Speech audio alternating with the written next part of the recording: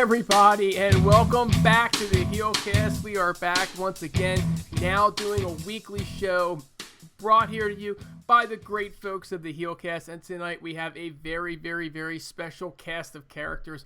We've got not just me, but we have my wife who takes the plug with the best of them. We got Raven Effect this week. RVE, how you doing, bud?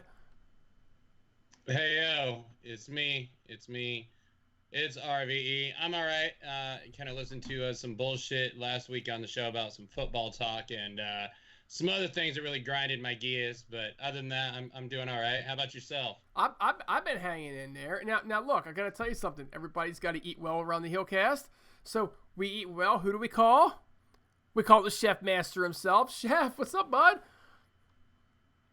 I'm great, brother. I'm great, man. I'm back. I'm ready to do my thing with you guys, kick some knowledge, and let's get it popping today. Well, and we're going to pop it big because the entire world is going to pop for our very, very, very special return of the man, the myth, the legend. We got Griggs. Wow, what an introduction. I couldn't ask for anything better there. How you been, Glad to Griggs? be back, guys.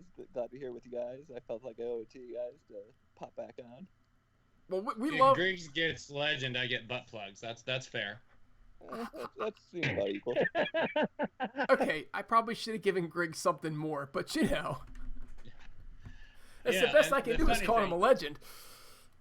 That is true. He is legendary. Just ask Count. Count, I hope you're still alive. He's my number one fan. He is. You know, and the one thing, too, is you mentioned when we want to eat good, we call Chef. We clearly don't go to Larkin because we know all his food that he cooks is going to his women. Whoa! They eat well. Come on. They eat really well. So, I'm not talking about that Larkin kielbasa either. I'm talking literally they're fat. Larkin is a male version of Riho, for those that don't know him.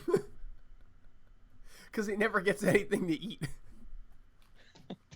That's terrible. I know. We're always messing with each other. We're gonna be causing some tension here with Larkin pretty soon. But you know, Raven Effect, we were talking about tension a little bit before we got started here, and apparently you've heard a rumor that there is some tension within the elite over at AEW. Talk to us about what you're hearing on the streets, man. So, and I just want to say how disgusted I am to be a part of the IWC, the Internet Wrestling community, and I've said how disgusting and nerdy these people are and how pathetic it is. And the most pathetic thing that's ever come out of the Internet Wrestling community was actually making this fucking douchebag Rovert relevant. So it's reported by Rovert, the Dave Meltzer wannabe, that there is tension going on between the elite backstage in AEW. So apparently, you know, just like the Bucks, Kenny Omega and Cody, there's all tension going on around them. Reportedly, it had to do with canceling the Nightmare Collective, which was actually a great thing for all of us who watched the show, that it got canceled, not because it was on the air. I don't know exactly any more details than that, but unfortunately, douchebag fuckwad Rovert. Oh no. My bad, guys. We're live too. That's great. Has gotten some stories right, all when they have to do with like ROH and stuff. So I guess there might be some credibility to it. My apologies. I don't mean that word is a gay slur. All right, so Raven, if you're trusting some guy named Rover, I mean, he's right up there with Brad Shepard. There's no reason to trust anyone named Rover or Robert or Rover. Or Robert, for that fact. There's somebody we got to get back on the show. Wrestling with Robert, yeah. Get that boy back. We got to get that Killer of Fools back too. Chef, what do you think about tension inside of the elite? I mean, I haven't heard nothing. I also haven't heard of these other two people you speak of. So, I mean, I don't know if my opinion means anything, but to be honest with you, I think that if anything, with how much these guys live on social media, something might have slipped out. But honestly, I don't give a shit. Just put a dope fucking product on TV, and I don't care what you guys are going to bitch about. You know what I mean? Like, I don't care what they cry about behind closed doors. The Nightmare Corrections, or whatever it was called, well, that was the women's, the Brandy Rhodes thing, right? Yeah, that was her thing. It was like a bad version of like the Dark Order crossed with CM Punk Straight Edge Society. kind of a thing. It was really bad. So, Yeah, I mean, the women's division, period, in AEW is basically non-existent. So it's probably good that they canceled that if it was crappy to begin with.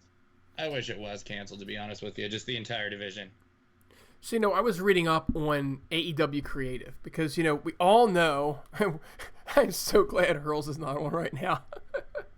We all know that Vince Russo would posture for any job that he could get, and we all know they made it very clear that they were not hiring any writers, right? But somebody's got to be running creative inside of AEW, so I decided to look it up. And you guys know who is the head of creative in AEW, right? Nope. Tony Khan isn't he? It is Tony Jacksonville Khan. Dixie. It is Tony Khan. They say that he is the Vince McMahon of AEW Creative. Apparently, when they decided to do this company, he obviously doing his homework, but also being a wrestling nerd like the rest of us, he went back and he studied very carefully WCW and what made it tick. And so apparently he listens to everybody. All right, so it's a little bit better than, say, I don't know, Vince Russo, Eric Bischoff, Vince McMahon. So he does take input, but ultimately everything stops and the decisions end to Tony Khan. And that's why when I hear about tension within the Elite and, Raven Effect, you're talking about how it's potentially over the Nightmare Collective. It's like, well, didn't Tony Khan kind of like, take the buck stop with him for everything? Right?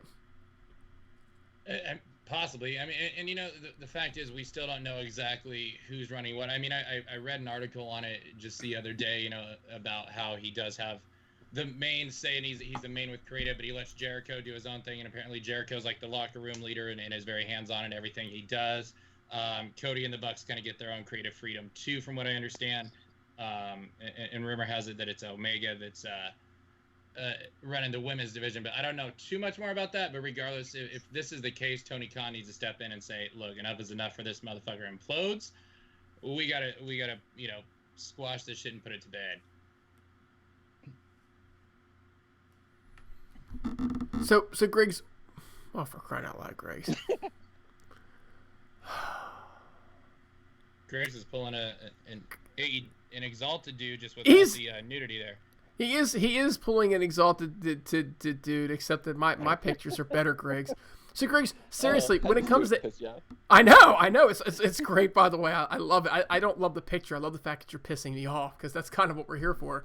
So Tony Khan, AEW Creative. What are your thoughts on Tony Khan and AEW Creative? I mean, he has a nickname, Jacksonville Dixie. But at the same point, I mean, he's spending all of his money. Well, not his money, his daddy's money, anyways. So he's gonna have some creative input. Same thing happened when Dixie was in charge. She had the creative input. Vince McMahon has creative input. So whoever has the most money, who's the top of the organization, is always gonna have the final say. So I think at this point, it is what it is.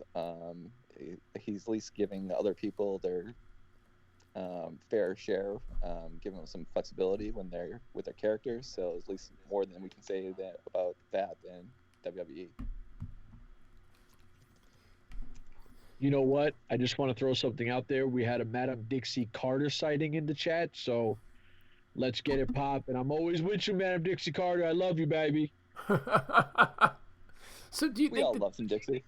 Do you think that Dixie Carter is going to show back up for that TNA throwback show? I mean, Conversation's been had. Her and Vince Russo both got nothing better to do with their days and are desperate for some attention. They'll both be there. No, Vince isn't going to show. He doesn't even like traveling. So I see Dixie, yes, but Vince, I don't think so. I don't think they're going to offer to pay. You think they're actually going to offer to pay Vince Russo to show up? Yes. They're desperate for. They paid Sabu to show up. Of course they'll pay for Vince Russo. And Russo's going to take him backstage and try and sell him on how he should get hired, bro. He doesn't need this business, bro. But I'm only trying to do you favors, bro. And I bring ratings, bro. And Hurls is going to fat to it. But look, Sabu's not nearly as controversial as Vince Russo. He's just, a racist fuck. That's all he is. He's nowhere near as controversial. Oh, for God's sakes, Griggs. I just want to throw up. I mean, for God's sakes, Griggs. Yeah. So okay, Griggs. I know that she claims to be. Griggs, for the record, is posting semi-nude now. We've gotten down to photos of Jordan Grace in our chat window. Looking quite For manly anyone actually that in this doesn't last know- one, I will say. If for anyone that doesn't know, it's his favorite wrestler. Jordan Disgrace is my favorite wrestler, absolutely. Okay. Now, my question for you is: I know that she claims to be a Pennsylvania chick, although she's actually originally from Texas, and all of her Twitter says she's in Baltimore, which is great for me because that's where I am. Are you a Jordan Grace fan? Not really. I mean, her quality of work is okay. I mean, but the way she handles herself on the internet is another story. Yeah, there's a little bit of that. I can't even watch her work in the ring. Oh my God, that picture, Well, dude! ladies and I am gentlemen, not sleeping tonight. I just want to let you know that Griggs is officially fired from the Heelcast. You know, Hurls is gonna find that picture and start fapping off to it anyway. You know he's gonna. You know that even before listening to this show or hearing about our comments, Jordan Disgrace has actually just recently gotten offended by something. So breaking news again. So while we are on the topic of women's divisions, let's talk about the new AEW Women's Champion. And Raven Effect, I have to throw this one over to you first, my friend. One Nyla Rose. Blech. Blech. No, we have a female world champion in Impact. We have a fucking man as the women's champion in AEW. I guess at least this is believable that this fucking tranny would come through and destroy an 80-year-old woman and all the other women in the AEW women's division because it is in fact a man. I'm not misgendering anything. When you were born a man with a penis and all, you are a man, regardless of if you want to cut it off or whatever. I don't like it. I think it sucks. I think she sucks. I think she's reckless. I think the entire AEW women's division it sucks. Period. I hate the AEW women's division more than Bill Cosby hates Hannibal Buress' comedy. It sucks. You have a woman or a man or whatever you want to call this thing, and that sucks in two different divisions. And now she's a champion. And then of course, because she wasn't getting the recognition she wanted, she called out Trump for what was it?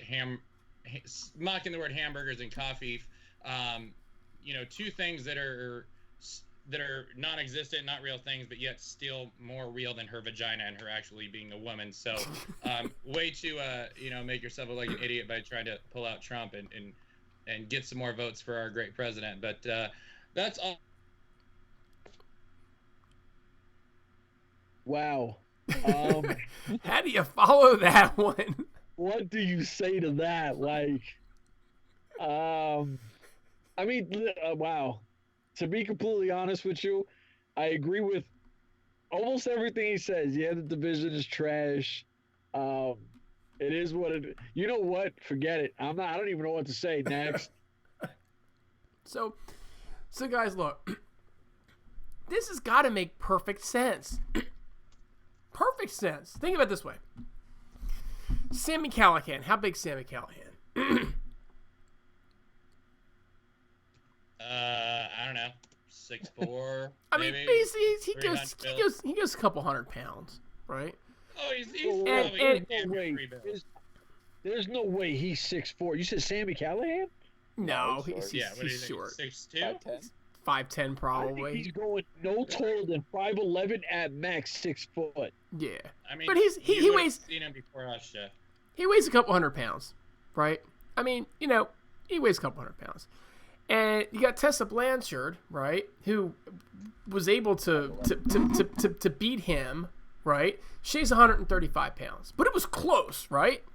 So now you've got Nyla Rose, who got to be bigger than Sami Callihan, right? More muscular than Sami Callihan, against Riho, who's like literally billed at 90 pounds, folks, and doesn't look like she's that big. Like I know everybody keeps saying that that she's what's his name's girlfriend and all, but you gotta be breaking her ass in half. I mean, ain't nothing to this chick, right? So if she is 90 pounds and Nyla Rose is like 230 or 240, you would think at some point in time that dude would get the win, right? So it makes perfectly good sense that Nyla Rose would be able to overcome the women's power of Riho given that humongous size advantage, because it is about a 30 or 40 pound additional size advantage than what Sami Callihan wasn't able to do. Griggs, there is no way Nyla Rose only weighs 185 pounds. Hey, that's what Wikipedia says, man. Wikipedia can say whatever the hell Wikipedia wants to say. I could buy, okay, what you're selling on Sami Callihan at 5'11", 216. I mean, that's not unreasonable. But there is no way that Nyla Rose outweighs me by about 10 pounds. Just not happening. All right. I was just about to say, I'm 5'7", 188 at the moment. And she's way wider than me. You know what I mean? Like, put two chefs in there. Honestly, Nyla Rose's fake tits and dick and balls probably weigh 187 pounds on their own. I mean, I'm just saying. So, Jesus. So to me, this makes perfectly good sense, right? That you can finally overcome it because of the size differential. The other thing I'm going to let you out there is, for anybody that's watching, you want to know why AEW is better than Impact Wrestling? Because their women's champion can kick the shit out of your men's champion whenever she wants. I'm just saying. It's all making sense now. It's all making sense now. One other thing, right? Getting back to reality. Did any of you guys watch the match between Nyla Rose and Riho? That was where I went to smoke and talk shit about the match with Old School Heel. I caught the end of it, and that was that. It was actually a damn good match. I'm not gonna lie. Like I look. Here's the thing. I can look at this and I can say to myself, to me, this is just unfair to the women, right? I really don't think it's fair. I think the women should fight women. I think the men should fight men. And so I don't have a problem with Nyla Rose in AEW. I just think that Nyla Rose should be fighting in the men's division, which is kind of funny because if Nyla went to Impact, that's exactly what they do anyway, right? I don't get into that, but I will say this, that Nyla Rose throwing Riho around like a freaking rag doll, and Riho getting thrown around like a rag doll, while it's a little hard to stomach because you know what's going on, it was actually a pretty entertaining match. I'm not gonna lie. I mean, poor Riho's got to be hurting this morning though. I mean, that poor girl got beat 5 ways from Sunday, and it was really hard to suspend disbelief during this match, because if any one of us got thrown around the way Riho got thrown around, we'd have been broken in half, right? But you guys should go back and actually watch that match. It was actually a pretty good match, right? For me, I have a problem with the suspension of disbelief in general, but it kind of makes it a little easier for me, Griggs, because at this point, there's no point in me watching the AEW women's division because I'm not interested in what's going on at the top of it. But to be fair, it's not really a very good division to begin with. So, Griggs, if you were going to fix AEW's women division, and apparently they're going to try because they just killed the Nightmare Collective, where would you start? I don't know. I mean, you definitely have to hit the reset button. You got to start investing in some characters. You got to start telling some stories. I mean, you think of their women's division, you really can't pinpoint a name that you could say can hold that division. I mean, don't focus around Brandy either. I mean, you got someone like Allie that's there. It's not even being really used. She's with Braxton Sutter and the other guy. So yeah, and that's winning. But Allie's washed up though. Let's keep it real. Impact ruined Allie. Oh, come on. Impact didn't ruin everyone.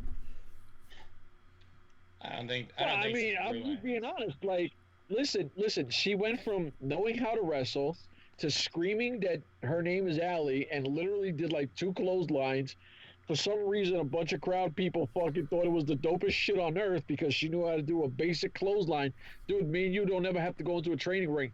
As little kids, we clotheslined, other little kids. Like, we did that shit at 6, 7 years old. They destroyed her. They literally fucking took character and destroyed her. My bad. I got a bitch about something. See, that reminds me of WCW and Stacy Keibler. Like, she didn't know how to wrestle at first too, and then she started wrestling. So Stacy Keibler. Nobody's ever gonna say Stacy Keibler was a Hall of Famer though. She was just super hot with long legs. So you guys want to hear a funny? WWE's Hall of Fame? I think she actually is. What the fuck? Is she? She probably is. Yeah, but you got like fucking David Arquette, Shaq. You know what I mean? Like fucking.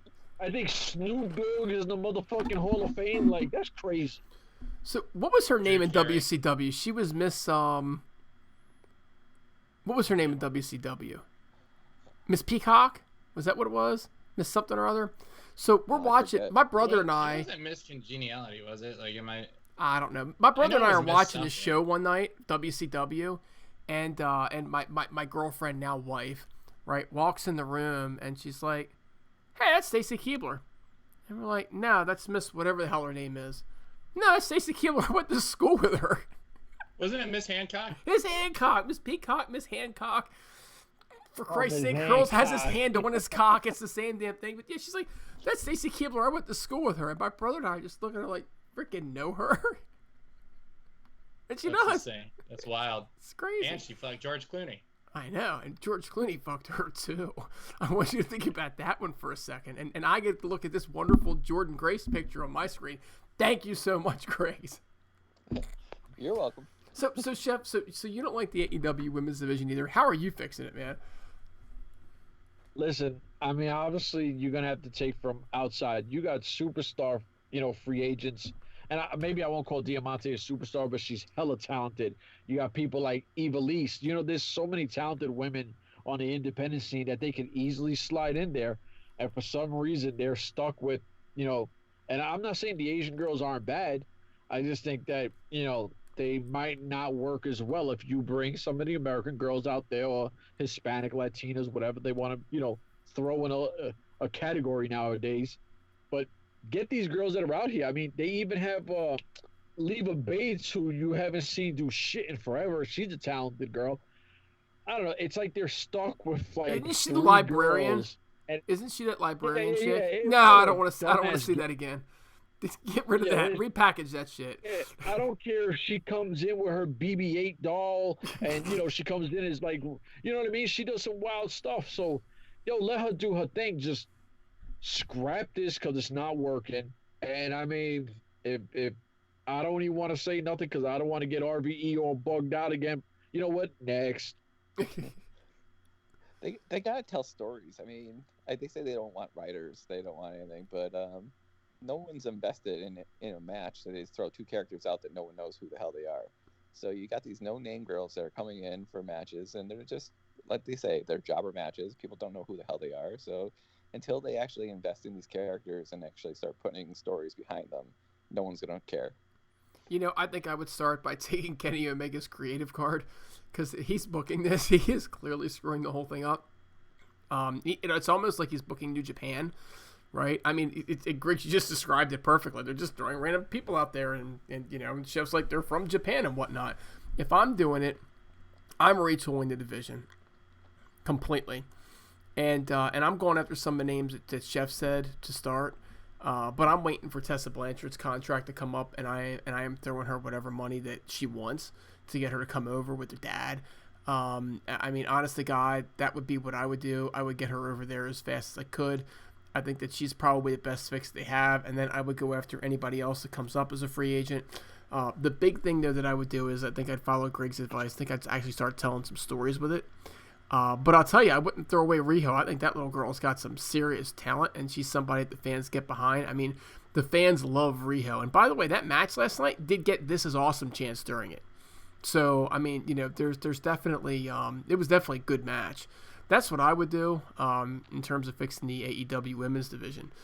So, RVE, you got anything on the women's division? Or are you already done bitching about it? I mean, for one, when this new show comes on, put most of the female wrestling on there, get it off of the main show on Dynamite until it improves. Build some storylines or girls up that way, but keep them off your main show because really they are the worst part about it every week. Get rid of so many damn Asian girls. Seriously, I honestly think Omega is probably sticking it to Riho, and that's probably part of the reason why she gets booked so hard. But we don't fucking care here. We don't. This isn't Japan. You got 8 people that tune into your show that fucking like the New Japan shit. Okay, just stop. I'm focusing on Kong and Ali. I'm signing Diamante. I'm signing Eva Lise. I'm signing Veda Scott, if nothing else, for a manager. Because these girls can't really work any better than Veda Scott, so she looks just fine. And then I'm firing BJ Whitmer, and I'm bringing in Kelly Klein, to be honest with you. And just retool it, repackage it. The Nightmare Collective. I don't even know that it's necessarily over with. But it's Kong is gone from it. but it sucks. Keep Brandy out of the division. She's nothing special, and just repackage it and get the women's title on a fucking woman. Griggs much better, And by actually, the way. You know what? let me say this real fast too. Is we have some of these AEW chats on Facebook. For the love of God, some of these fans that are sitting there, clamoring for a women's tag team division, shut the fuck up. It is bad enough as it is. That is the last thing this division needs is tag teams, and just making the product that much worse by focusing too much of the women's division on there. Don't let Britt Baker talk, but let her keep doing what she was doing with the heel stuff too. Because honestly, she's, as sad as it is to say it, she's probably the best in my opinion right now in that division, other than Allie and Kong. So let's shift to another topic here, right? AEW last Before night. we do that, All right. Can I plug this real fast? I'm sorry. Plug. All right. So right now, my apologies, guys. Now you mentioned the Elite earlier, and there's nothing more elite than Mario Baccara. Right now, as we speak, on the Heelcast, for you Impact fans, we've got Hurls and we got Larkin interviewing Mario Baccara. So check that out on the Heelcast. Now, Mario Baccara was on Impact for a cup of coffee. He was Falaba's tag team partner. The ironic thing about that is he was Falaba's tag team partner, but Larkin's fantasy is to actually tag team a woman of Falaba's size. So check out that interview when it drops. I just wanted to make sure our guys got credit because we got another show coming out, but please proceed. I'm showing Griggs how it's done in case anybody's wondering what Chef's laughing at there. So, speaking of how it's done, last night, AEW, Jeff Cobb debuts. Now, Chef, rumor has it he doesn't have a contract yet, that he just is just a couple one-off appearances. So, what do you think about Jeff Cobb and AEW, and what do you think about them immediately feeding him to Jon Moxley in a big match? I mean, I think it's pretty freaking awesome. I mean, obviously, he's probably going to lose because he's not under contract. But to be completely honest, we keep saying that AEW needs bigger guys, and Jeff Cobb is a big, big dude. You know what I mean? So this is a big. I mean, I really like what's going on. I see is not the announcer. You guys are really killing me with all this stuff because I'm seeing some of the coolest stuff on these chats during these videos that I've been losing track. But no, on some real shit, I really think that Jeff Cobb to AEW would be absolutely amazing. I think he's like 37 now, so I don't know why he would even think about jumping to WWE. So, yeah, just let him rock in AEW. Let him do what he does. Hopefully he turns on, Jericho and does his own thing and all that other good shit. Honestly, I mean, for someone who doesn't watch ROH, I don't even know who Cobb is, so I don't think he's the name that they needed to bring more eyes and attention to that product, so I think they could have did better. Yeah, I'm not that sold on him. I've seen him wrestle a couple times in Ring of Honor. I don't think he's bad by any stretch of the imagination. I think they need bigger guys, and I think he fits the role of a bigger guy, but they run the risk of, going generic a bit because he's not, like, the best character from what I've seen of him anyway. But, I mean, I think he could be a solid addition for them. I don't think that they're planning on pushing the guy to the moon, or I don't think if they were, I don't think they would have started him off with Moxley, and Moxley's clearly not losing this match. Do you guys think that Cage would have been put in that role if he didn't get injured? I don't know. I think Cage is too big of a star to, you know what I mean? Like, I don't. He could have, but I feel like, and even if they keep Jeff Cobb, I kind of see Jeff Cobb coming in as a face and maybe turning on against the Inner Circle or something along those lines. Truthfully, although him and Hager together would be a beastly team. Maybe that role could have went to Brian Cage, but I'm not too sure. Shit, I don't know, man. That's a good question, though. Yeah, the Inner Circle is looking more and more like the NWO 2.0 every week, right? They keep kind of growing and growing and growing. I could see Jeff Cobb staying, and I could see him being partnered up. And by partnered up, I don't mean just always a tag team, but kind of paired together with Hager, to kind of be the Hall and Nash, right, of that particular stable. I mean, it's very clear that Tony Khan is trying to replicate the things that WCW did well, and I think that's why he's getting a lot of the viewers that he's getting, to be honest with you. So I think that they could do that. As far as Brian Cage is concerned, honestly, man, wouldn't it be great to see Brian Cage going one-on-one with Kenny Omega? I mean, like, No, no? no, I can't stand Brian Cage. I think he's the most boringest person. Wait a And, you know, minute, let's be wait a honest. minute, All wait right, a minute. Stop, hold on. stop. I'm I just- thought that was reserved for Eddie Edwards. Oh, no. What I mean is, I'm talking straight character. Like, what you see is what you get. Like, he's an athletic big guy, and I'll never say take that away from Brian Cage. What he does at his size is pretty dope. But if you ever want to be entertained and this guy has a microphone, you're telling me that any of you are going to be like, holy shit, Brian Cage's promo was amazing. Get the hell out of here. Well, I hear people say Rhino and Tessa Blanchard's promos are amazing. So I mean, don't think you won't hear it. All right, and you know what? That's fair because they're just as trash too on a mic. Whoa, what the fuck? Oh my god. This shit is getting out of control. I'm not even gonna say what just popped up. This is going. You know The what? the machine just popped up. Literally, this is going nuts. That's all I'm gonna say is nuts. All right, come on, post different pictures. Oh, what the fuck is... Jesus Christ. I'm bringing back Jordan We Grace. need to stop this. This is the one thing that'll make you bring back Jordan Grace for real. So, all right, shifting topics away from Jeff Cobb, as far away from that terrible image that I just posted, images I should say. As Now, we let's can see get, Jordan Grace's balls now. let's talk about Matt Hardy and the potential of him coming to AEW. So, Raven Effect, we've all seen the pictures, and we've all heard what people are saying and the hints that have been thrown about Matt Hardy. Tell us, what do you think? Is Matt Hardy coming to AEW? Good God, man, we've talked this exact topic so many times, blue in the face. I think it's between Impact and AEW. The one thing that basically, I mean, I don't even know what to say. What I'm gonna say is the rumor about him, like the WWE's actually added months to his contract because he didn't technically wrestle as Matt Hardy. He wrestled as Woken Matt Hardy. But I mean, it's between AEW and Impact. I think it's really neck and neck. I think AEW is going to pay him the most money, and that'll probably be where he ends up because what else could he do in Impact? You know what I mean? So that's my take on it. Yes. And right on cue. Delightful. Right on cue. Hurls, what do you think, man? Hurls, welcome.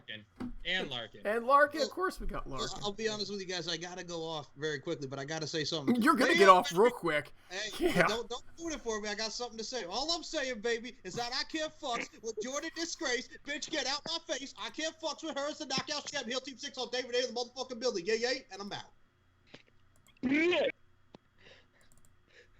That was Larkin. My man literally, he came in, talked like me, and bounced. That's the greatest shit ever. I mean, it is. Circular dropping that funky bunch. I don't know. I think that's pretty great too. I'm just. I don't maybe like her a whole lot, but I think that's pretty great. I'm just saying. All right. So now that I have no idea where we were, Oh, man, Matt Hardy. Matt Hardy. Hardy. Yes, Griggs. Back to topic. Talk to me about Matt Hardy. Yeah, well, I'm kind of like with Raven on this one. I think it's neck and neck with AEW and Impact. AEW's got the Dark Order. Impact's got this ICU, Join the Revolution. So, I mean, they're very similar storylines in a sense. So, I mean, either one you could see him going to. AEW is going to pay him more money. So that's ultimately, I'm kind of with Raven there. I think he's 60-40 AEW. Jeff Hardy apparently was spotted hanging out with Jon Moxley and Chris Jericho. So I definitely think Matt Hardy will most likely be the leader. Whether or not it's good, I don't know. Because, his broken character is kind of like, has a little bit of humor to it. And I think the Dark Order is trying to go more like serious. So I'm not real sure how good the fit's going to be, but we'll see. We'll see what happens. I agree with Hurls. I don't think that, Matt Hardy really fits in that. bunch there. I mean, he wants that creative freedom, and I'm not sure if Tony Khan will give him that creative freedom that he really wants. So, I guess time will tell. But at this point, I think he has more creative freedom in Impact, and Impact would basically give him the keys and let him do his thing. Any promotion he goes to, I'm gonna stop watching. No way. Well, you guys don't watch Impact. Oh no, that's a lock. That's a lock. If he goes to AEW, I'm finished. If he goes to NWA, I'll hit up the big homie. Like, sorry, homie, so try to get someone to send me video clips. If he goes to Impact, I don't watch it anyway, so it's all right. But wherever he goes, I refuse to watch it because the broken bullshit is trash. Do you know what? Do you know what? Hey, I hope as long Matt as he Hardy goes doesn't to bring his ICW, wife so- in. You're terrible, man. You're terrible. So, did anybody else catch Tony Schiavone's slip or foreshadow this week? When the Young Bucks were in the ring and he called them the Bucks of Youth.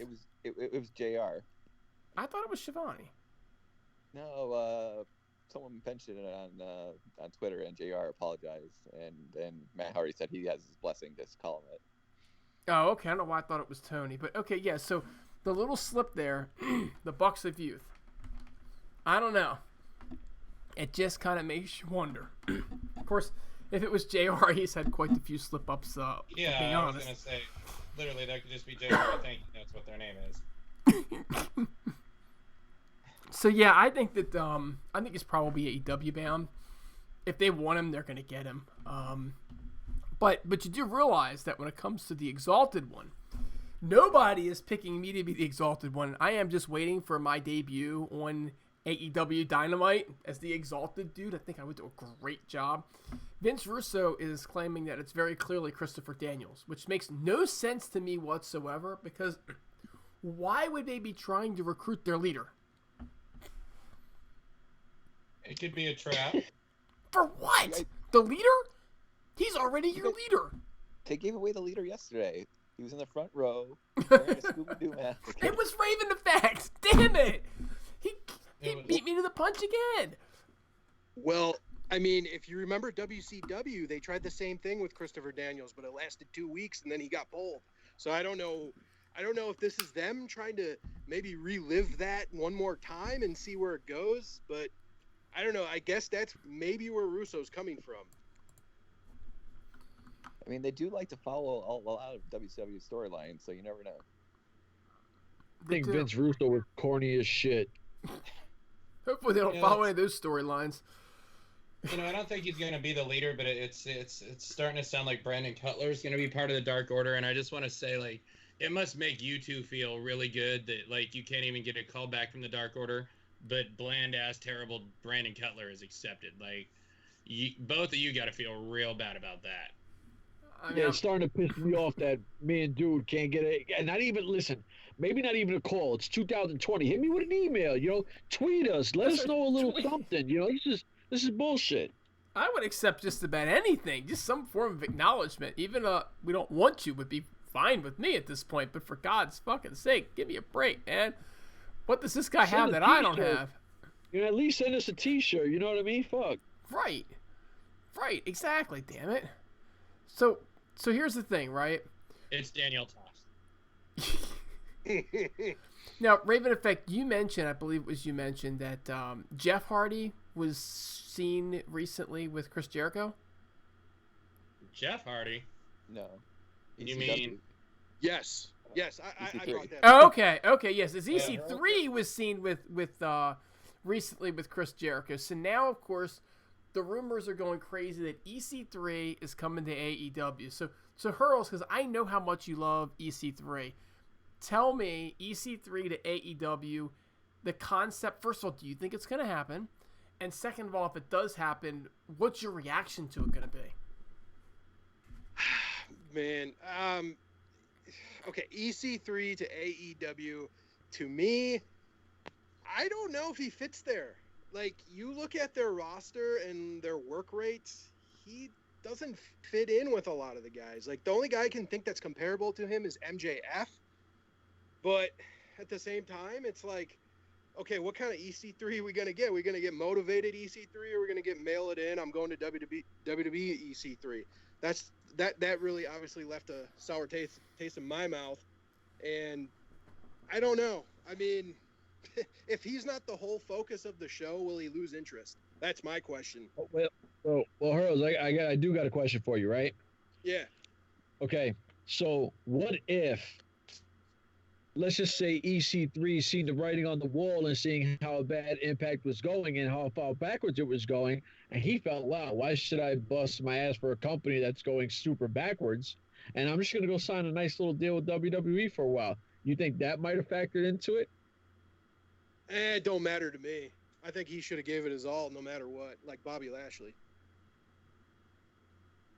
Okay, that's fair. I just think that, sometimes when you're in a shitty position, think about it. Like some of these athletes, when they play on some of these superstar teams and then all of a sudden the guy gets traded, like think about LeBron when he went to Miami and then Cleveland got like shit. It was a trash team for mad years. Nobody was playing hard because there was no hope. You know what I'm saying? It's like being Sam Darnold and going to the Jets. You know what I'm saying? Why are you going to play hard and kill yourself when a team sucks?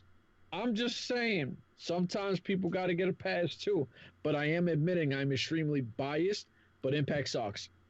Are you trying to say Jeff Jarrett was a bad booker? Whoa. What does Jeff Jarrett got to do with anything? No, here we go.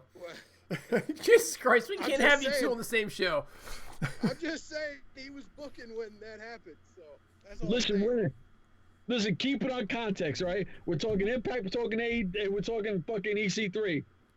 Just because I want to throw out random shit, don't listen to the random stuff. Let's just keep it on that. Let's stay focused. There we go. Focus, Hurls. Focus, all right? Think your next FAP session. So when I look at EC3 and AEW, he does seem like an MJF kind of character, right? And to be honest with you, they've already got MJF, and if I was going to add another MJF character, I'd add Eli Drake, right? So we all know that I'm not quite the big EC3 fan. I don't like the way he left Impact, but this is an Impact, right? So the way I'm looking at it is, if they want to give him a shot and bring him in, that's fine. But they need to be smart about it. They need to not center the show around him to begin with, and get the head real big on him. They need to treat him in the mid card, the upper mid card, and then pop him into the main event scene, pop him out of the main event scene, and then maybe you give him his run with the belt once he's over. Now, Chef, I know you're a huge EC3 fan, right? What if they brought in Matt Hardy and EC3? You're still done, right? Oh, man. Why'd you got to do that? Because that's what I do. That's my job. Damn. All right. Now I look like a liar because I'd have to watch because of EC3 after I just finished saying I'm not going to watch because of Matt Hardy. All right. Would it be okay if every single match I have someone either edit out or I just fast forward? Every match, fast of forward. Matt Hardy. Oh, absolutely. I do that all the time. Okay, that's fair. How do you think I got past Jordan Disgrace? Oh, no, that's fair. That's fair. If EC3 goes there, I won't just stop watching. I'll just make sure that the broken bullshit will never be seen in my beautiful eyes ever again. You do have beautiful eyes, Chef. Oh, I appreciate it. Thank you, my brother. Raven Effect and I talk about it all the time. Raven Effect, EC3 and AEW. Chef's eyes. Yeah. What's more beautiful? Nothing is more beautiful than that goddamn Greek god Ethan in AEW coming in and sticking it to the WWE, which is what he would do and light that place up and become a megastar. Now, last week I had to sit down here and listen to this bullshit that the Exalted Dude was spewing, while Chef, on the other hand, actually made some sense and knew what he was talking about here with the great EC3. Now, y'all saying that he's not a fit, but yet both Jericho and Moxley have came out and said they feel EC3 is a fit. Rumor is that Moxley feels bad, like he kind of killed EC3's steam in WWE, that they keep in touch regularly, and they want him in AEW. So, I mean, I think he's going there. I think he's going to come in red hot. I think they're going to pair him with MJF to start. They're going to break off and cause a feud, and it's going to be fucking massive. The way the EC3 was, man, if this guy when he's doing his thing is literally like you cannot touch it, you cannot beat it. He is literally him and Eli Drake are on a level that no one else is at. And as much as I love MJF, he's a salt of the earth who pisses greatness. He's not on their level either, man. Like you have a superstar, a guy that looks like the superstar. I mean, he's going to be the next fucking big thing in wrestling if he goes in there and does what he can do, and I know that he can. Y'all are talking like, oh, is he going to show up motivated or whatever? And the Impact stuff. Okay, I got you. Like, Lashley was awesome. Lashley got fucking treated awesome, too, all the way till the minute that he left. EC3 was their top guy. They booked Lashley so hard that when it was supposed to be his big moment at Bound for Glory, they literally couldn't pull the trigger, which is fine. You know what I mean? Move on to EC3. We'll get it later. And then it went to Eddie, and then the new regime comes in, and you have Jeff Jarrett coming in, who literally buries EC3, because he's trying to win a pissing contest with Dixie Carter that he's already won over someone who's not even actually fucking related to Dixie Carter. So you have Jeff Jarrett burying him, and then the new regime takes over, and they still bury the guy too. I mean, you're like, Hurls is saying, well, if he wasn't the focus of the show. He was never the focus of the show. Like, I mean, honestly, this Impact regime didn't want to see anything with EC3, but they're doing what they could have done with EC3 with Tessa fucking Blanchard, who has no charisma, who's a fucking female, and it's not believable. This, you know what I mean? If you're taking pile drivers in Mexico and waiting a solid 3 minutes before someone pins you, and you're still doing the job and putting over these talents that have no business beating you, from as big as you were, carrying this company on your fucking back when nobody was watching it and making it relevant, yeah, man, I'd kind of be pissed off and done too. So, I mean, yeah, you should have gave it a little bit better, but I don't blame the guy at all, and I think he's going to come in red hot. I think he's going to stick it to everyone that's doubting him, and he's going to become a fucking massive, massive star, assuming they use him right and egos don't get in the way of the elite, per se. So you don't think that... Amen. Listen, I just wanted to say amen. I feel like I went to church. I'm over here dancing, woo, doing the thing. Like, you got me excited again. This is why I'm excited about EC3, because of everything RBE said. So just, I don't know why anybody would talk after that. I'm just saying. That's basically my cue to shut up and move on to the next topic. So, speaking of the next topic... Trouble. We do have some trouble, because apparently... MJF got attacked by a fan this week, Hurls. And the fan was who, Hurls? Last week. It was last week? After the lashings. The fan was Kazarian. The fan was Kazarian. Attacking MJF. He broke the script and felt bad for Cody, so he had to come out there. I thought this was something very, very strange. Like, was this approved, or was this just Kazarian making a call on the fly saying, I got to help Cody Rhodes because he's taking a whipping? I think it was brilliant. I think it was absolutely brilliant. And for one, that shows the creative freedom that the guys get in AEW, which is great. If this were to happen in WWE, all hell would have broken loose. But, you take Kazarian, who is thinking, man, with all this heat, we should see someone get super pissed and come at MJF. And you couldn't tell it was Kaz. And Kazarian, and I want to say, man, how much I love Frankie to start. And this dude is, like, literally such an underappreciated guy in the business for so many years that I don't think he's ever really gotten his due, because I feel they pushed him when he was too young for it and not ready. And then by the time he was, you know what I mean? It was ball had been dropped. I think it was brilliant that he did it. I think it would go way better if the news didn't come out that it was Kazarian that did it, and I think that kind of hurts it, and that's the dirt sheets and the fans hurting the business. But man, I thought it was awesome. It had people wondering. I thought it was legit. You know what I mean? I thought it was a real fan. So I thought it was awesome. I just wish the news never would have came out. Yeah, it is kind of weird they would use a top talent in that particular role, isn't it? You got to figure they got to have some scrubs in the back, that they're using for security purposes, or that they're using for setting up the ring that can double as a wrestler, right? Because they're trying to work their way up through the ranks, that they could use here, as opposed to somebody like Kazarian, who's kind of been around for a long time. So that's kind of that's kind of my take on it. Now, Chef, I got one for you. We're talking the Nightmare Collective. The question is it done? And is Awesome Kong gone from AEW, or is she just gone for a little bit? Okay. Now, I don't be on all these crazy chat things and everything, so I don't read all this stuff. But RVE hit me with some inside info, which I think is pretty interesting. That she might be filming the new Glow or whatever. So I think she might be at a leave of absence. As for the nightmare, whatever that Brandy Rhodes, just listen. Just let Brandy Rhodes be a very attractive, beautiful, gorgeous wife to Cody because she's an absolute gorgeous lady. Don't give her a mic. Don't put her in any storylines. Just let her be the beautiful wife she is to this good looking young man as well. And just let her stay by his side because I'm just so bored when she comes out to do anything. I'm like, ah, man, here we go again. And I'm like, you know what? Unfortunately, she's the classic. It's pee break time.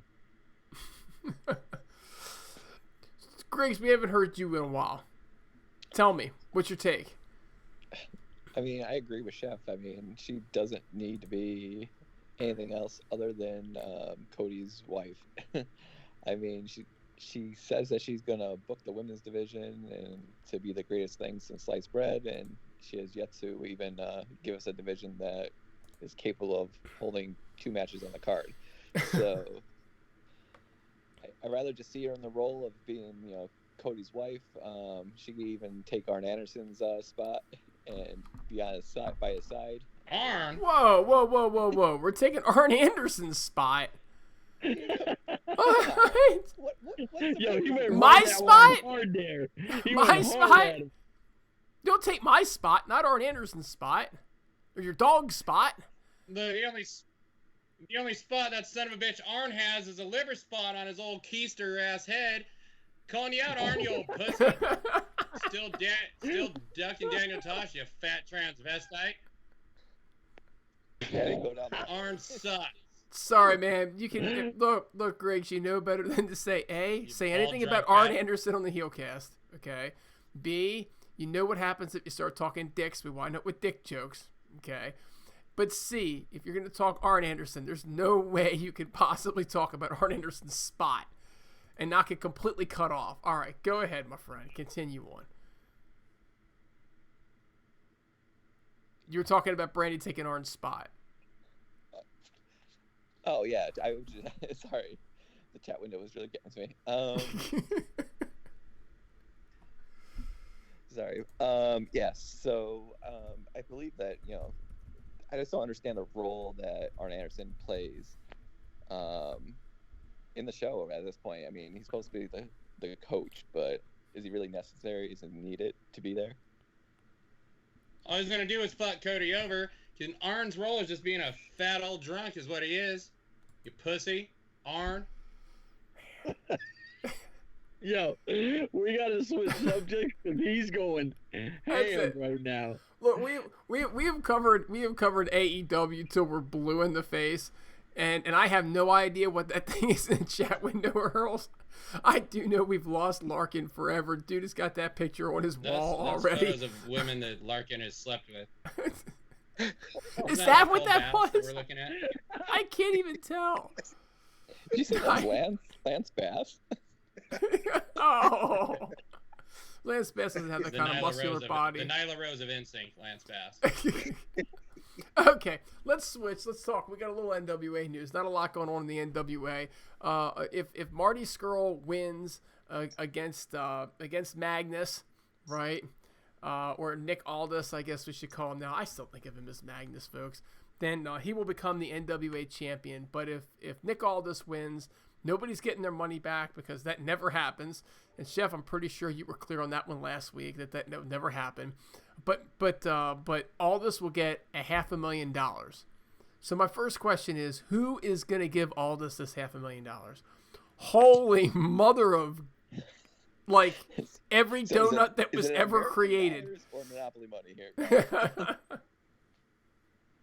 I mean, listen, they could write that fake check.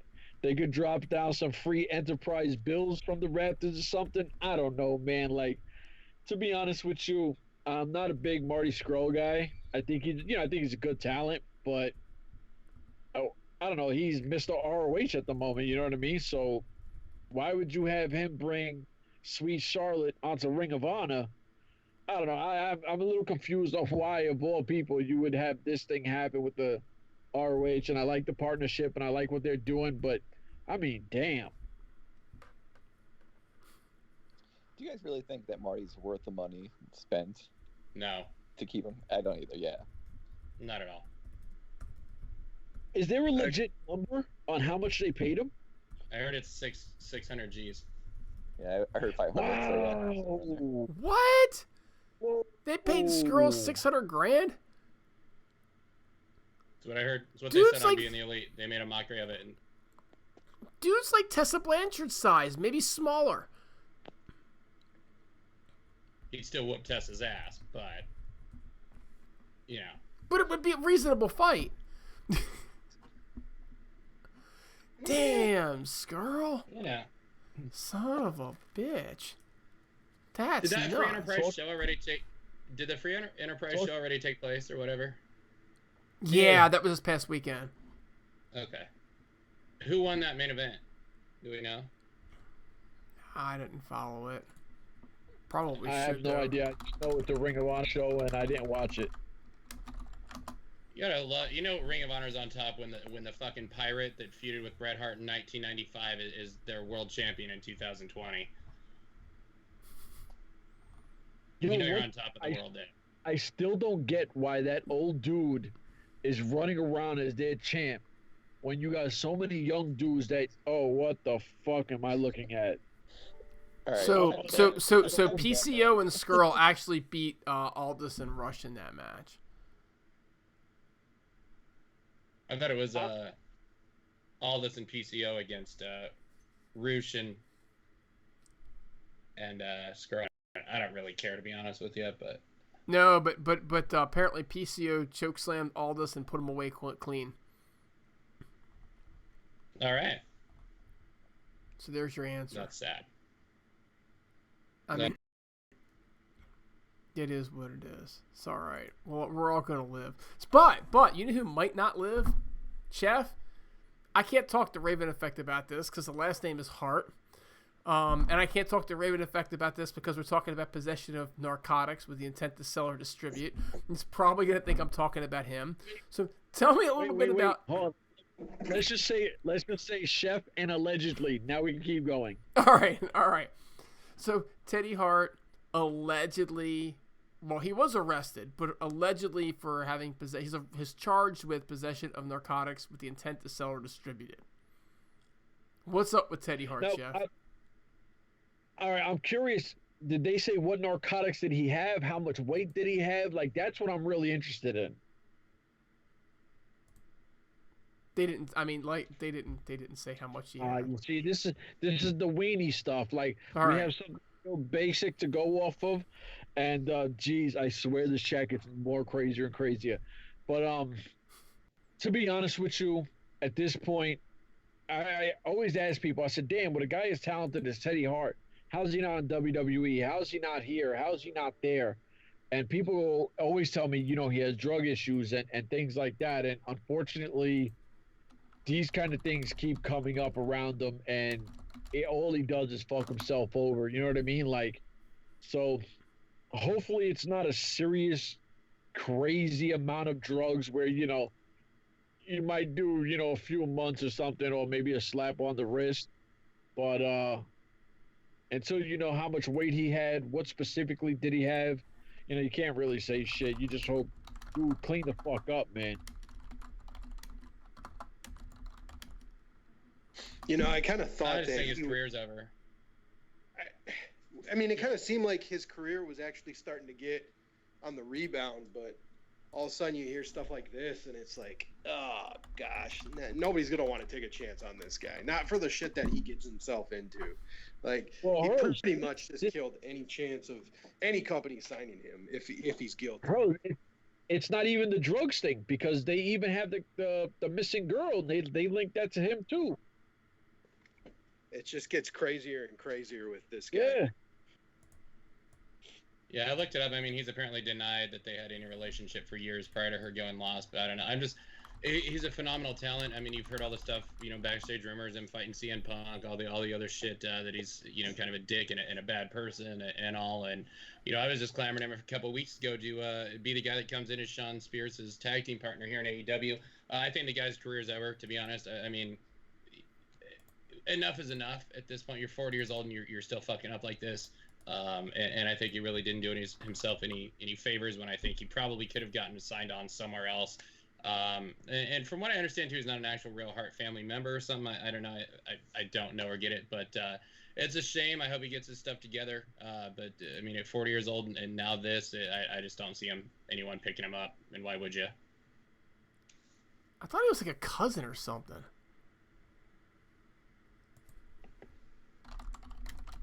I thought I heard he was trained by him or what. I don't know. It's way too high risk. I mean, he was a member of the Hart Foundation, wasn't he? He's the son of Georgia Hart, of the Hart family wrestler, of the Hart family, and wrestler B.J. Annis. So Georgia Hart is one of the Harts. He's a Hart. Okay. Yeah, his mom, all right. I believe, is one of Stu's. His Brett Nolan's sister. Yeah, exactly. One of Stu's kids. So, he's an actual Hart apparently. Yeah, it's a shame. I mean, you hate to see people go this way, particularly somebody with the lineage that he's got. It's sad. It really is sad. I guess, we wish him to get better and to get well, but I mean, this guy's had some serious run-ins with the law. Like, I mean, he makes Jeff Hardy look like, Saint Jeff, you know what I'm saying? It's really rather sad, but there was some good news in wrestling this week. So if we're going to talk about some bad news, Hurls, this is coming out of the Impact zone. So why don't you tell everybody the good news coming from Eddie Edwards? Yeah, Eddie and Alicia have adopted a little girl. I don't really know too much more than that, but it's really cool that they're adopting a girl, and I think Eddie will be a good dad, and I think Alicia will be a good mom, and yeah, that's really all I got to say, but I think it's really cool what they're doing. Now, Chef, we know how much you think of Alicia Edwards, right, and how she looks. So they managed to get a kid without Eddie actually even having to do the deed. That might be a positive for you there. In all seriousness, right? In the Heelcast, we can be serious sometimes. I don't know how you can't just love seeing this. I think they'll still be great parents. I do think that Alicia's probably going to be done in any sort of an on-screen role, right? I mean, it really is hard to have a baby in wrestling. I remember Maxwell. When Rebby Hardy was there with Jeff and with Matt and actually with her dad was there too. They were doing an autograph signing, and my wife and I went to the autograph signing, and Rebby didn't even do it because she was busy taking care of Maxwell. I mean, she was right there, but she was tending to the baby, so you kind of have to be a mom too. But nothing but love for this. I mean, this is just an amazing thing. I'm sure that they were trying for quite some time, and my wife and I, we had a difficult time having our first, and so I feel for the situation. I think it's just truly a heartwarming story. Griggs, how about you? Yeah, for someone, my wife's been in the same boat, so and we adopted our child, so I have much love for those guys. I wish them nothing but happiness, nothing better in life than being a parent. So good luck to both of them. Yeah, absolutely on that, and they're gonna do an awesome job. RVE, you got a bunch of illegitimate kids running around, I'm sure. What are your thoughts for Eddie and Alicia? No, it's awesome. It's awesome news. It's great to hear. Congrats to them. Congrats to the child. And I'm very happy for them. It's heartwarming story. I mean, how can you say anything bad about this? Instead of it's saving a life, raising a life, and props to them, and wish them all the best in their endeavors as parents.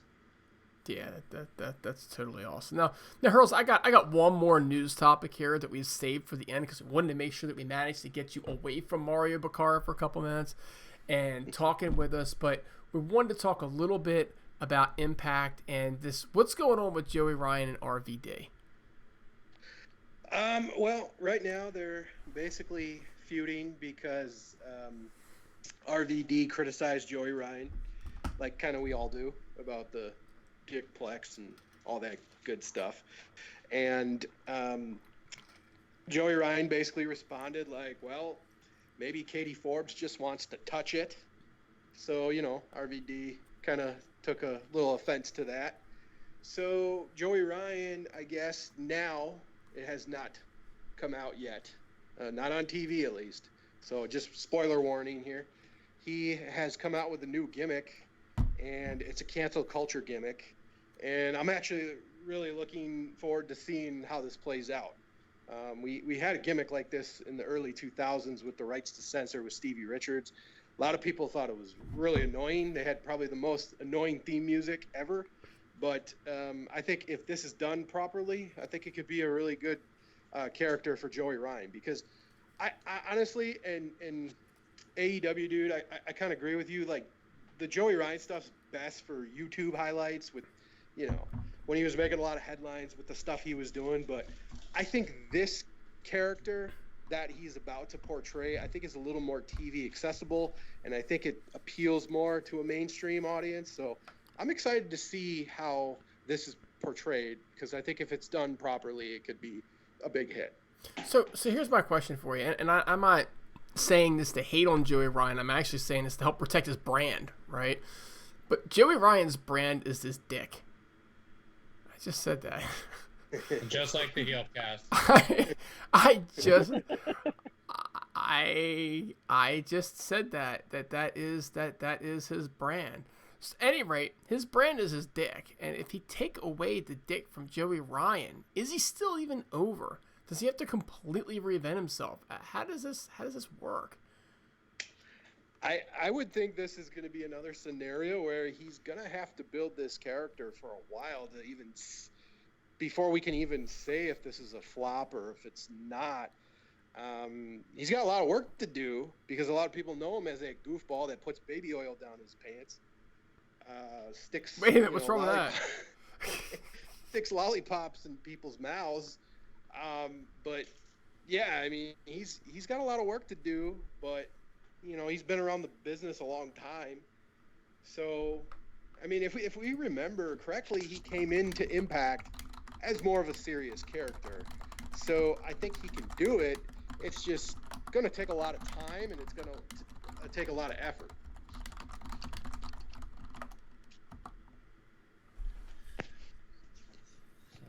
Did you say mainstream and Impact in the same sentence? Oh, jeez, I was hating. Oh, yeah, this was coming. I'm just curious. I mean, you're sitting there saying that the mainstream audience is going to have to... They don't have a mainstream audience. Like, all he has to appease is to, like, 40 fucking people a night, and if it gets over, it gets over. Yo, he's fucking boring. Like, yo, dude, think about it. Ken Shamrock couldn't make the Hall of Fame until he grabbed his dick. Now you want to take that Hall of Fame dick away from him. Isn't that what just happened? Didn't Ken Shamrock grab his dick recently, and then he got inducted to the Hall of Fame, and now you want to handicap him?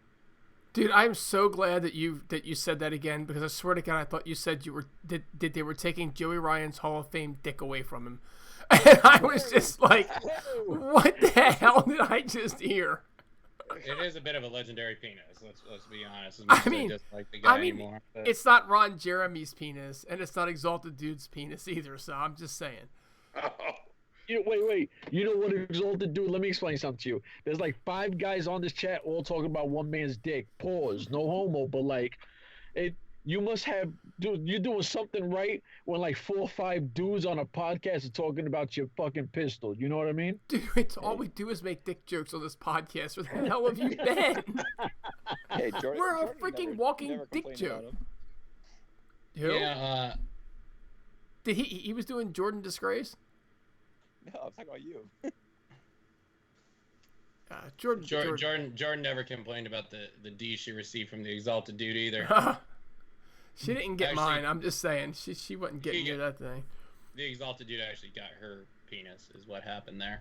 I'm so gonna bump into her at a Walmart one day. It's gonna happen. She's gonna beat your ass too, and then she's gonna get offended by it. She's gonna get offended and start crying, probably. Yeah. This thing just screams like the right to censor to me, like literally a blatant knockoff. And in this day and age, it's fine. It's just when you have a social justice warrior like Joey Ryan, being the guy leading it is kind of laughable to me. That, you know, when Callis was working with ECW and they did the network stuff, this is what I see it. You know what it is, and I'm not gonna watch it, so I don't care. I guess it's a way to reinvent himself. I think the guy can actually be funny sometimes, so you know, hopefully it works for Impact's sake. I mean, they'll always have that. He'll always have that gimmick for the indies. I mean, I commend them for trying something different. You know, it gets old doing the same old gimmick over and over and over. There's only so many dick touches he can do in Impact, so it's good that he's doing something different. I mean, I commend even RVD for trying to reinvent himself.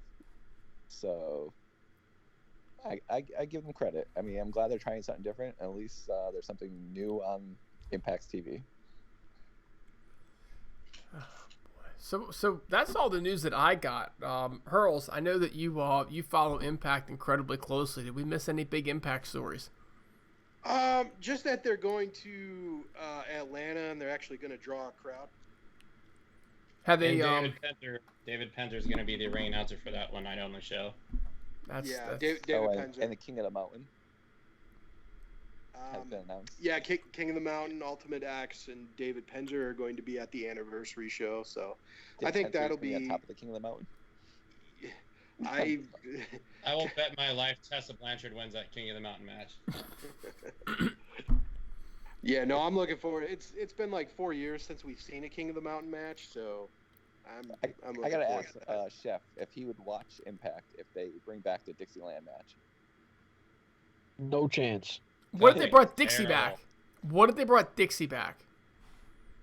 If they brought Dixie back and she was on TV, maybe. I might just watch. I'd watch just to see if I see her now. You guys have no idea how pro Dixie I am. Like, on some real, no bias shit. Like, I'm super pro Dixie because she's such a wonderful, sweet person in real life that I just love her. I think she's an amazing person. I don't care what she does business-wise. The person I actually got to meet and stuff like that, she was so sweet. So I'm pro Dixie. Anything she does, I'm a follower. So if she ever popped up on WWE, unfortunately, I'd watch that bullshit product. If she popped up on AEW, NWA, wherever, I'm just a Dixie guy. So what if she was making out with EC3? Would you still watch it? Holy shit, that would be... You know what, man? Oh, man, that's fucking weird. Like, they sell that shit all over Pornhub all the time. Milf Aunt makes out with Rich nephew. I mean, yeah, I guess. Listen. Now that he puts it like that, sure, why not? All right, now, what if you trade EC3 for Matt Hardy? What type of goofy shit are you talking about right now? I'm trolling you hard because I know how you are with Dixie and how you are with Matt Hardy. I'm thinking, is he gonna like blur Matt Hardy out of the picture? Because you can't cut the whole segment or you miss Dixie, right? Fuck. That would literally be free. Go fuck yourself on that one. Like, I have no answer. You know what I mean? Like, I have to watch and I have to bear that would be the worst shit ever. Like, I hope this shit don't happen. If it happens, the next podcast is going to be a lot of exalted hate. I'm going to be Free the Delete meets Free the Roast Beef. So for the record, I have no desire to watch Dixie Carter make out with EC3 or Matt Hardy. Rebby Hardy, on the other hand, I'd probably tune into that one. Let's not kid ourselves, all right? All right, fellas, we are at the end of this show. Does anybody have anything that they want to add before we just wrap this thing up and send our audience on its way? Yeah, I do. So we got a new episode of My Impacts coming out with Mario Baccara. You may have heard earlier in the show, but this interview, when I'm talking a guy who just spills his heart out, and it's a little sad to see all the setbacks he's had. You're not going to want to miss this one. I think it's probably one of the best interviews we've done for this show. I mean, there's only been 4, but granted, this one is definitely worth it. This guy spills everything, and he's just true, down to earth. You can talk about anything with this guy, and he'll give his honest take. But check it out. It'll be coming out soon. My Impact, Mario Baccara, the story. You'll hear it all. Awesome sauce. And Hurls. again, go, Jeff. All right, can I ask Hurls something? I mean, you can, but is this gonna take the rest of the night? Because how these answers go. Not at all. All right. Second. This is like 2 seconds. Just me. I gotta fuck with him. This is I what we know, do. that's what I'm afraid of. No. This is quick. All I'm saying is, when do I get on my Impact? Because I spent more time in the Impact Zone than Mario Baccara did. Jeff, you know That'd be what? I got tough. a booking for March, so if you want to hop on and tell your side, and actually, I would love to hear it because I still don't know what went down with you and Ed Nordholm. Yeah, You know what? Please, you got an opening tomorrow. This is it. This is it. No, seriously, Chef. I think that's an awesome question, awesome thing, and I think you should absolutely, positively be that guest. All right, no doubt in my mind you need to be that guest, but you got to come clean. You got to spill all the beans. Ooh, that's gonna be rough. But you know what? I'm with it. All right, we're in. And Chef, when I created that show, it wasn't just wrestlers. It was intended to be referees, producers, and hell, even super fans like yourself. Super fan. Super Wow. fans. Look, Look, I'm super Scooby great. Doo is a super fan. Chef is Chef. All right. Yeah. Watch your mouth, man. When Impact dies, I want Hurls to do that show with the CVE and Colby. No. God. We are Yeah, out of super time. No, I will not do that show. Pick anybody else. Can you find like Garrett Kidney or somebody like that? No, he's too big for us these days. Oh But, yeah, he turned me down already. That's right. I mean, get used to it. Hurls, tomorrow's Valentine's Day, buddy. Girls gets turned down all the time. All right. Does anybody else have anything else here? I'm taking that as a no. All right. So look, let's knock our plugs here because we forgot at the beginning. Got so excited we had Griggs on. I forgot all about it. Let's see. You can find us at the Heelcast. Don't forget. Wrestling with Wrestling, our good buddy Andre Corbeil, always active in the chat window. And by the way, he finds Dixie a little bit sexy. I'm reading that on my screen right now. I think we pretty much all do. Let's see. Let's not forget. You didn't think Dixie was sexy? No, God no. Really? Her money was. He likes Nyla Rose. Who are you guys? This is true. He's more than Nyla Rose and Jordan Disgrace at the same time. So we got Andre Corbeil, Wrestling with Wrestling. Let's not forget our buddy Kyle, Total Nonstop Impact. BQ at the BQ Lounge. We had a run-in from Larkin at the S&M podcast. No, S&M does not stand for Steve and Mike. It actually stands for Sadist and Masochist, like you think that it would. He's also working with the lingerie LFC. Lingerie Fighting LFC Fighting Championships. Thank you very much for that. Let's see. Robert from Robert Does Wrestling, but I don't think he's active right now, right? But I think we plug him just because he's such a great guy, who, by the way, is moving to, if I remember correctly, Arkansas, right? He's moving to Arkansas. Oklahoma, Arkansas. All right, yeah, that neck of the woods, at any rate. So he is actually moving up this way. He hasn't arrived yet. But at any rate, so that's good things are happening for our good buddy Robert. Do we miss anybody that we're supposed to plug that I forgot? My boy FK9 corrected me. He's got about 30,000 followers now.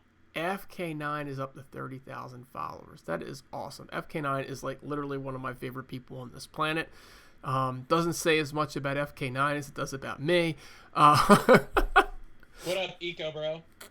Eco Bro, right? Yeah, Eco Bro. We have not had an Eco Bro sighting in like for freaking ever. But that's ImpactAsylum.net. ImpactAsylum.net, our home on the web, always has been, always will be.